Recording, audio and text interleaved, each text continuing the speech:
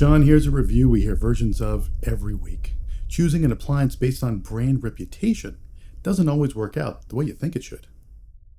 That right there is the core issue with dishwashers today, okay?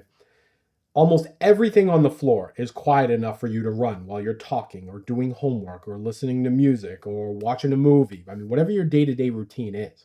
So, noise isn't a deciding factor anymore when picking out a dishwasher. The real differences are in four places: how it washes, how it dries, how it loads, and how much care it needs. Okay. When you look at wash quality, yes, we all know that we need to look for stable spray coverage. But we also need to make sure it has good filtration, because that's what's keeping soil from recirculating and avoiding that kind of redeposit on your glassware. And you're going to say, well, what about soil sensors? Yes, soil sensors do help with that, but clean water movement is really the deciding factor on what you're going to see and, frankly, what you're going to taste. Then you have dry performance, okay? And plastics still here, they're the truth serum for this whole thing, right? You want an active drying system, right? Fan driven airflow, controlled door opening, moisture absorbing mediums, anything that moves or manages air first, not just heat, okay? Then you have loading fit. This is one of the most underappreciated things still on the floor today.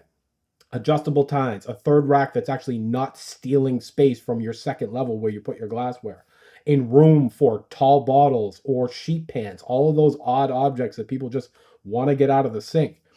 If the rack geometry is matching the household you're trying to sell to, you stop fighting the machine. Okay. Lastly is upkeep. Okay. In upkeep, we're talking about removable, easy rinse filters and clear maintenance prompts.